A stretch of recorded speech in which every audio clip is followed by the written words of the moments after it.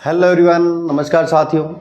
दोस्तों, आज की क्लास का जो हमारा डिस्कशन है एक नए टॉपिक को लेकर रहने वाला है, क्योंकि आज की क्लास में हम नए टॉपिक डिस्कस करने वाले हैं। क्योंकि आज के क्लास का हमारा जो टॉपिक है पशुओं का क्रय विक्रय करते समय रखी जाने वाली सावधानियां, यानी कि आज का जो हमारा टॉपिक है पशुपालक और पशु परिचर भर्ती में तैयारी कर रहे उन सभी अभ्यर्थियों के लिए भी जरूरी रहने वाला है, क्योंकि ये टॉपिक हमारे सिलेबस में हम कहीं पशु परिचर भर्ती के सिलेबस में दिया हुआ है। लेकिन इसके अलावा हम कहें कि पशुपालकों के लिए भी आज का जो हमारा टॉपिक है बड़ा ही इंपॉर्टेंट रहने वाला है, क्योंकि आज की वीडियो में हम डिस्कस करने वाले हैं कि पशुओं का जब हम क्रय विक्रय करते हैं या हम पशुओं को जब खरीदते हैं या बेचते हैं, क्रय विक्रय करते समय कौन कौन सी ऐसी सावधानियां हैं जिनके बारे में हमें पता होनी चाहिए। तो चलिए करते हैं शुरुआत पशुओं के क्रय विक्रय को लेकर कौन कौन सी सावधानी है उनके बारे में। चलिए, तो देखिए, जहां तक बात आती है पशुओं का क्रय विक्रय, देखिए अगर हम बात करें कि जो पशुपालक क्या करता है कि समय समय पर अपनी आवश्यकता के अनुसार पशुओं को खरीदता है और बेचता है। इसके लिए राज्य सरकार ने समय समय पर जो राज्य स्तरीय जो मेले हैं उनका भी आयोजन करवाती है, नीलामी का आयोजन करवाती है, ठीक है। लेकिन जब पशुपालक उन पशुओं को खरीदता है तो उस समय कौन सी सावधानियां, अगर उनकी बात करें, जब पशुपालक कोई पशु को खरीदने के लिए जा रहे तो उस पशु को पशु चिकित्सक के द्वारा उसकी जांच करवानी चाहिए। जैसे मान लीजिए यदि किसी पशुपालक ने कोई ऐसा पशु खरीद लिया है जिसमें कोई विकार है, कोई बीमारी है, जिससे पशुपालक को उसके उत्पादन में बड़ा ही असर देखने को मिल रहा है, तो मतलब कहने का है कि पशुपालक को उस पशु को खरीदने में हानि हो सकती है। इसलिए पशुपालक को इतनी सब बातें पता होनी चाहिए कि मुझे कौन सा पशु मेरे लिए बेटर रहेगा या कौन सा खराब रहने वाला है। उन सभी बातों को लेकर आज की वीडियो में डिस्कस करने वाले हैं। तो दोस्तों बने रहिए वीडियो के साथ में एंड तक, क्योंकि आज कंप्लीटली हम डिस्कस करने वाले हैं कि पशुओं की क्रय विक्रय करते समय कौन कौन सी सावधानी उसको रखनी चाहिए। तो देखिए, थोड़े से हम कुछ गुणों की हम बात करने वाले हैं कि कुछ एक साइड में मैं यहाँ पर गुण लिखने वाला हूं कि कौन कौन सी गुण, या हम कहीं नस्ल। तो सबसे पहले हम नस्ल की ही बात करते हैं। यदि कोई पशुपालक पशु का क्रय करने जा रहा है या खरीदने के लिए जा रहा है तो कौन सी नस्ल का, जैसे मान लीजिए अगर किसी पशु को मिल्क प्रोडक्शन के लिए, जैसे मान लीजिए गाय, यानी कि ऐसी गाय को उसको खरीदना है जिससे उसका जो मिल्क प्रोडक्शन है अच्छा हो, तो उसे ये पता होना चाहिए कि कौन सी गाय की कौन कौन सी ऐसी नस्लें हैं जिनसे मिल्क प्रोडक्शन उसे अच्छा मिल सकता है। जैसे मान लीजिए गाय की कौन कौन सी नस्लें हैं जो दुधारू नस्लों की श्रेणी में आती है, यानी कि सर्वाधिक दूध देने की श्रेणी में आती है। अगर उनकी हम बात करें, जैसे गिर, साहिवाल, राठी, रेड सिंधी, थारपारकर इत्यादि, यानी कि उन्हें सबसे पहले इन सभी नस्लों के बारे में पता होना चाहिए कि गाय की जो दुधारू नस्लें, यानी कि जिसको मिल्क प्रोडक्शन के लिए वो खरीदने के लिए जा रहे हैं, यानी कि कौन कौन सी नस्लें बेटर हो सकती है। गिर, साहिवाल, रेड सिंधी, थारपारकर, राठी, ये सभी जो नस्लें हैं दुधारू नस्लों के नाम से जानी जाती है, ठीक है। इसके अलावा जैसे मान लीजिए अगर पशुपालक कोई भैंस की दुधारू नस्लें, अगर भैंस की अगर दुधारू नस्लें वो खरीदने के लिए जा रहे हैं तो भैंस की भी दुधारू नस्लें उसको पता होना चाहिए कि भैंस की कौन कौन सी ऐसी नस्लें हैं जिनके हम कहें मिल्क का प्रोडक्शन अच्छा माना जाता है। जैसे भैंस की अगर बात करें तो मुर्रा, सूरती, जाफराबादी, नीली रावी और मेहसाना, यानी कि ये सभी जो नस्लें हैं भैंस की मिल्क प्रोडक्शन के लिए जानी जाती है। इसलिए पशुपालक को भी इन नस्लों के बारे में पता होना चाहिए। अगर जैसे मान लीजिए पशुपालक को कृषि कार्यों के लिए या हम के ऐसे पशु को खरीदना चाह रहे हैं जो भार ढोने के लिए, बोझ ढोने के लिए श्रेष्ठ माने जा रहे हैं, तो भार ढोने के जो लिए उत्तम नस्लें आती हैं या हम कहें भार ढोने के लिए जो श्रेष्ठ नस्लें आती हैं, कौन कौन सी आती हैं अगर उन नस्लों की अगर बात करें हम, जैसे अमृत महल, या इसके अलावा हम बात करें खिलारी, नागौरी, क्योंकि राजस्थान में नागौरी नस्ल का जो बैल है वो भारवाहक की दृष्टि से श्रेष्ठ माना जाता है, जबकि भारतीय स्तर पर अमृत महल भारवाहक की दृष्टि से सबसे अच्छा बोझ ढोने वाला है, भारवाहक की श्रेष्ठ में अच्छा माना जाता है। तो ये तो बातें होगी इनकी नस्लों को लेकर। कि सावधानी तो हम रख रहे हैं, क्योंकि हमें पता भी होना चाहिए, पशुपालक को यह भी पता होना चाहिए जो नस्ल का वो पशु खरीद रहा है उसका मिल्क प्रोडक्शन, यानी कि मिल्क प्रोडक्शन के लिए खरीदेगा तो कौन कौन सी नस्लें ऐसी हैं जो मिल्क प्रोडक्शन के लिए बेटर मानी जाती हैं। अगर बोझा ढोने के लिए वो खरीदना चाह रहे हैं तो कौन कौन सी ऐसी नस्लें हैं जो बोझा ढोने के लिए सर्वोत्तम मानी जाती हैं। ठीक है, तो पहला तो बात हो गई कौन सी, सावधानियों में उसकी नस्ल हमें पता होनी चाहिए। दूसरी बात हम देखने वाले हैं शारीरिक रचना। देखिए, सेकंड बात हम डिस्कस करने वाले हैं उसकी शारीरिक रचना के बारे में, यानी कि पशु की शारीरिक रचना। देखिए, जैसे ही पशु की शारीरिक रचना हमें देखनी होती है, पता भी होना चाहिए। अगर अच्छी नस्ल का कोई पशु है, अच्छा प्रोडक्शन दे रहा है, उसकी जो शारीरिक रचना है, उसका जो शरीर होगा स्वस्थ होना चाहिए, शरीर सुडौल होना चाहिए, त्वचा उसकी मुलायम होना चाहिए, अयन उसका श्रेष्ठ होना चाहिए, गादी सुंदर होनी चाहिए, गादी की जो त्वचा है वो मुलायम कोमल होनी चाहिए। यानी कि ये सारी बातें उसकी शारीरिक रचना को लेकर, यानी कि वो जो पशु जो खरीदने के लिए जा रहे हैं वो रोग से मुक्त होना चाहिए, किसी भी प्रकार की उसमें बीमारी नहीं होनी चाहिए। यानी कि ये सारी चीजें उसकी शारीरिक रचना के दौरान उसे पता होनी चाहिए।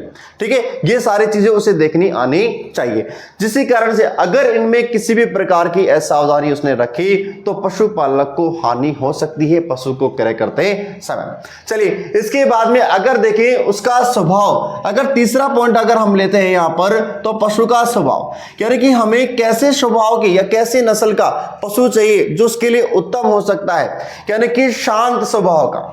कैसे स्वभाव का होना चाहिए पशु, शांत स्वभाव का। शांत स्वभाव बोल दीजिए या हम कहें विनम्र स्वभाव का पशु होना चाहिए, विनम्र स्वभाव का। ठीक है, तीसरा पॉइंट हमने लिया है उसका स्वभाव, शांत स्वभाव का होना चाहिए, विनम्र स्वभाव का पशु होना चाहिए। ठीक है, इसके अलावा उसकी उम्र, अगर नेक्स्ट पॉइंट हम लेते हैं कि पशु की उम्र, पशु की आयु बोल दीजिए या उम्र बोल दीजिए, पशु की आयु का भी उसको अंदाजा होना चाहिए।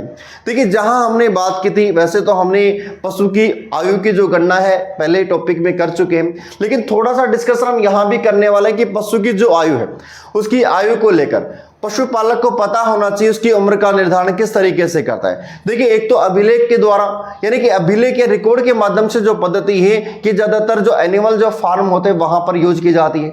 लेकिन जैसे मान लीजिए अगर पशुपालक कहीं मेले के जो आयोजन है वहां पर पशु को क्रय करने के लिए गए, वहां पर अगर हम देखें तो शारीरिक भौतिक या शारीरिक रचना के आधार पर, उसकी शारीरिक दशा को देखकर, उसकी खुरों के आधार पर, इसके अलावा तीसरा इंपॉर्टेंट पॉइंट आता है कि सींगों में उपस्थित वलयों की संख्या के आधार पर उसकी आयु की गणना कर सकता है।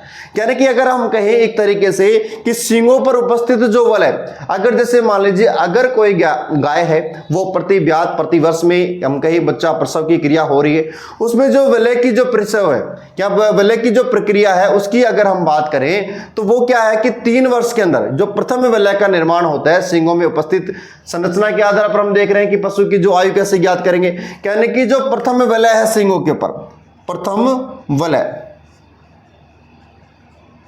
सींगों पर उपस्थित जो प्रथम वलय है वो 3 वर्ष में बनती है। प्रथम वलय कितने वर्ष में बनती है, 3 वर्ष में बनती है। यानी कि इसके बाद में बनने वाली जो वलय है वो प्रत्येक वर्ष में, यानी कि लगातार अगले वर्ष में बनती है। यानी कि सींगों में उपस्थित वलय के आधार पर भी पशु की उम्र का आकलन किया जा सकता है। ठीक है, इसके अलावा दांतों के आधार पर भी किया जा सकता है। अगर नेक्स्ट पॉइंट हम यहां पर देखें कि दांतों के आधार पर भी, कि दांतों के आधार पर कैसे करेगा, कि पशुपालक को पता होना चाहिए कि दांतों का जो इंसाइजर जोड़ा है, इंसाइजर जोड़ा कितने वर्ष में या कितने माह की उम्र पर पहला जोड़ा निकलता है, दूसरा जोड़ा कितने माह पर निकलता है, तीसरा जोड़ा कितने पर निकलता है। यानी कि पशु की जो उम्र है दांतों के आधार पर इंसाइजर जोड़ों की संख्या के आधार पर की जाती है।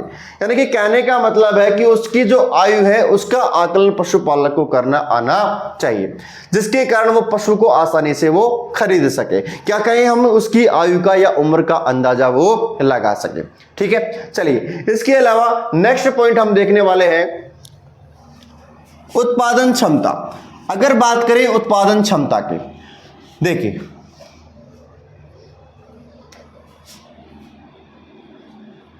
नेक्स्ट आता है उत्पादन क्षमता।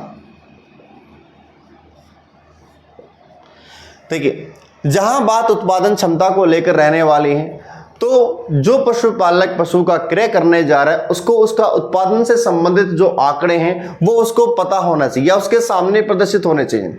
अगर जैसे मान लीजिए किसी पशु का उसका जो आंकड़ा है उत्पादन का उसको पता नहीं है, तो 2 से 3 दिन तक उसका जो उत्पादन की जो क्षमता का जो मापन है उस क्रिया को कर कर वो देख सकता है कि इस पशु से कितना उत्पादन उससे मिलने वाला है। यानी कि 2 से 3 दिन तक उससे प्राप्त होने वाला जो उत्पादन है उसके आधार पर भी वो अंदाजा लगा सकता है कि इस पशु का उत्पादन कितना रहने वाला है। ठीक है, इसके अलावा जैसे मान लीजिए अपन नेक्स्ट अगर अपन बात करें तो नेक्स्ट पॉइंट रहने वाला है कि उसका ब्यात का।